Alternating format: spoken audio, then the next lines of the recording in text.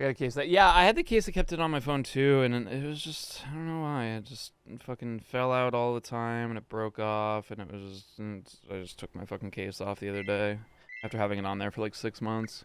He's fucking naked.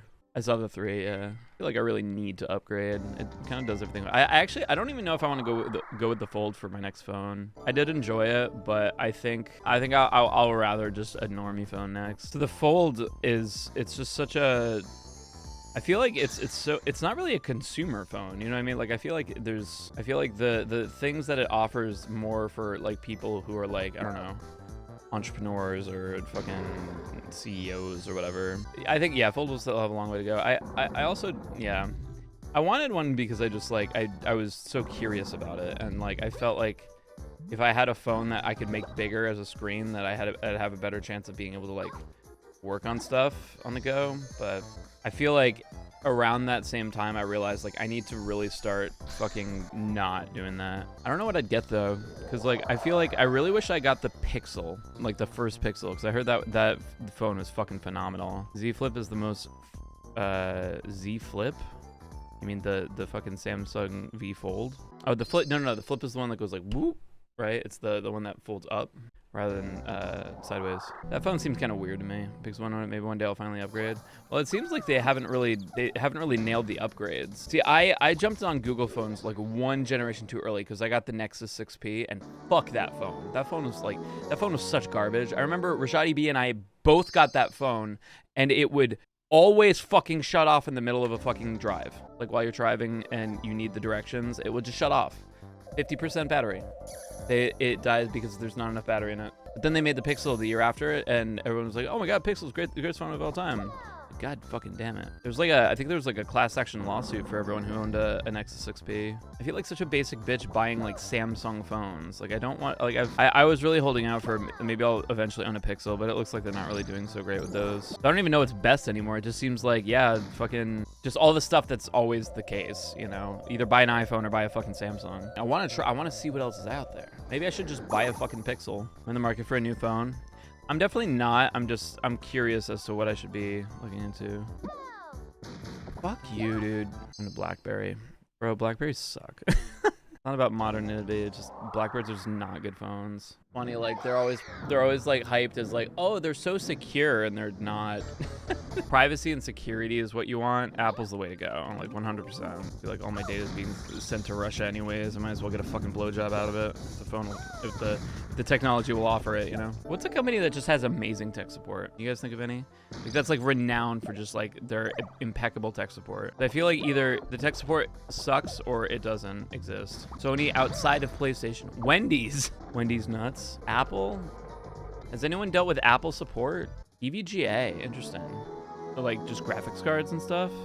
I don't know. Do they make anything else other than that? A Nintendo phone? I would not. Actually, maybe I would. If I was looking for an innovative phone, I feel like Nintendo would make a pretty innovative. But now that I'm saying that out loud, with all the shit Nintendo has done, Nintendo announcing that they're coming out with a phone does not seem like the most far-fetched idea.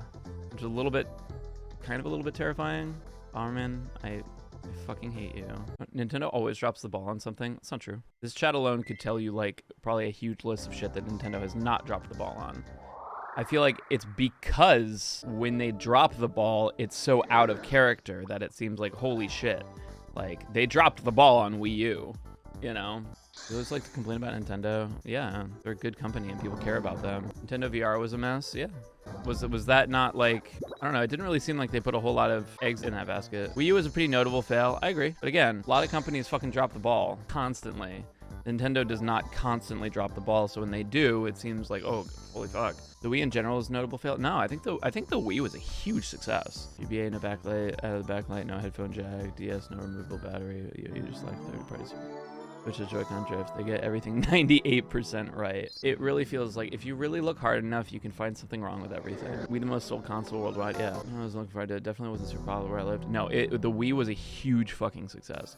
Mostly because it appealed to like a wider demographic. You can find games for the Wii. Yeah. I don't think there was too many. I don't think people needed a ton of games for the Wii. Stuck in their ways for the most part. I hate it when people say that. There's no other fucking console that fucking is as innovative as Nintendo.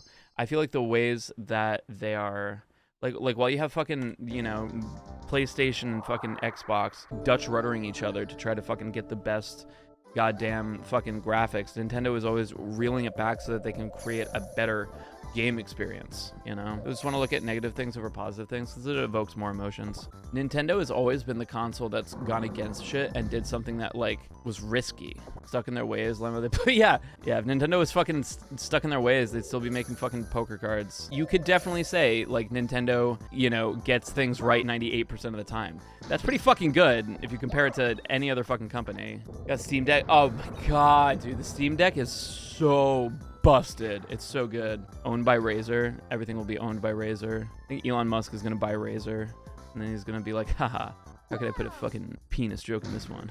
What was the Nintendo VR thing? Are you guys talking about like Virtual Boy, or are you guys talking about like using the Switch as like the fucking thing that you put in the face thing? Labo? I feel like that's not a whole lot to work with, you know? I'm sure R&D was just like, okay, this could be cool for like fucking babies, so just put it on Labo, but everyone else is gonna probably just want to fucking hold the goddamn thing in their hand. Remember the 3DS? 3DS was a great console, but nobody fucking used the 3D shit because that shit hurt your eyes. You know what? PlayStation didn't do that shit. Xbox didn't do that shit. Gaben didn't do that shit. Nintendo's here to fucking make those risks. First thing I turned off when I bought, yeah, dude. New 3DS made the 3D so much better. Interesting. I feel like at that point I didn't even care about it. I was so impressed by the 3D. Like I was blown away at like how actually fucking cool it was to like look at a screen and like it like actually looks 3D in front of your eyes without having to wear any glasses or anything. But it was just too much. I didn't want that for like long hours of playing video games. Lego Star Wars and 3D Boom. Yeah, it's fucking cool. The technology behind it is very, very interesting. I don't know if like 3D is really the like immersiveness like somebody's looking for. Until we're fucking Ready Player One-ing, I think I'm gonna be fine with just VR. I think VR is already pretty fucking sick. Like that, like I feel like that scratch is itched. That scratch is itched. That scratch is atched. I always think when I think about that shit and like where VR is going, I always think of that Star Trek Next Gen episode where Barclay gets addicted to the VR room, the holodeck, and then he starts like fucking making programs where he's like fucking getting laid by all the women on the ship and shit. Not getting laid, but I feel like it's kind of implied. You worry that the merging portable and home systems will be a one-time thing. I would put money on it. It's going to be a one-time thing. I think the next console is going to be something akin to Virtual Boy. They're going to try to bring that shit back. It's gonna be awesome. It's gonna be VR you can play anywhere. Virtual Boy comes back, console wars. Isn't that just AR though? I mean, yeah, they might mix it, you know, like AR VR kind of thing. What the fuck? Fucking bastard.